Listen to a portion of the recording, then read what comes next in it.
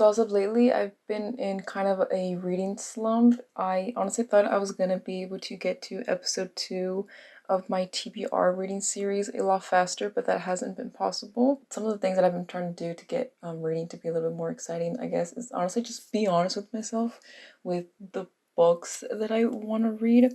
When I was a teenager, like YA dystopian novels were so good. Like the genre was like my niche, and that followed me into adulthood. But reading about 16, 17 year olds in a like similar, not repetitive, but like a similar format of the YA novels, it feels a little bit done for me. I know I talked about this in my last video. I was reading Renegades, right? And I had read Renegades around the time that it came out, and I didn't continue with the series. I was like, okay, well, let me try to continue it now because I really do like Marissa Mayer's Lunar Chronicles. Absolutely, like that was one of my favorite series. But I finished reading Renegades, and I don't think I'll be continuing the series once again. So I am going to unhaul the first book, and then I also ended up buying the third book, not the second book for some reason, but I will be unhauling these two. And I was kind of sad because I have also been really interested in reading like chunky books. It's been really fun. Like I read Calabasas and Cloud Cuckoo Land. Those were really fun to read. And also I also started reading the Inheritance Games, as you saw in a previous video, and that first book was really, really good, and I feel like I would have appreciated way more in high school, but I don't think I will be continuing with the second book, also because I know the series has like over or around 8 or 10 books, and I just don't think I could commit. Booktube was where I got all my, or most of my book recommendations, right?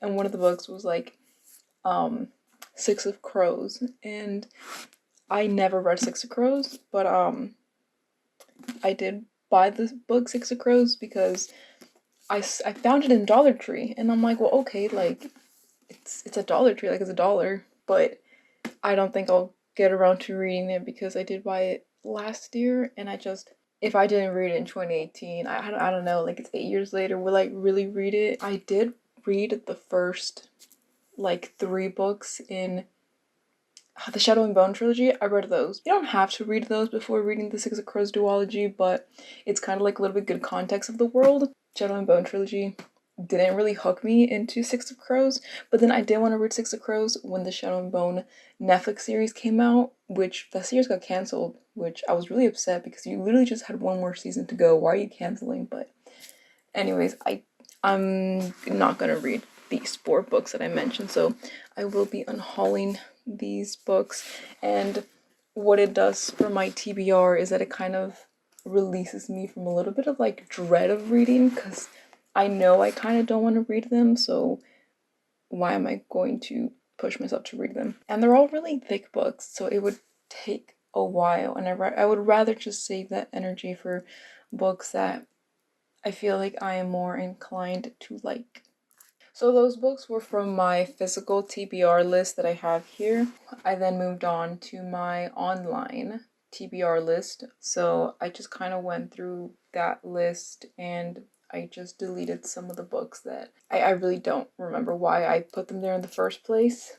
The number went significantly down. That was alleviating as well. And I just kind of want to talk about 3 books that I'm really anticipating that come out in about 2 to 3 months.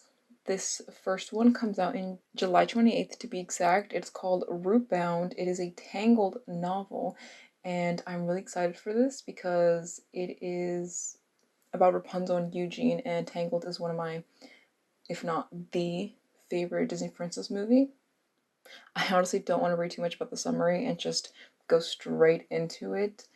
But I really do like these princess novels, kind of like the Merida Bravely one that I read previously. I like these novels that kind of just add lore to the princess. The second book I have here is The Dream Thieves, the graphic novel by Maggie Stiefvater.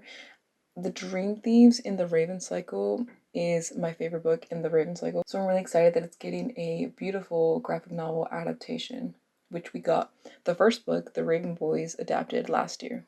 And then the third book I'm waiting on is The Immortal Game by Allison Saft. Allison Saft has easily become one of my favorite writers, and what I know about this book is just it's like a chess rivalry game type of situation.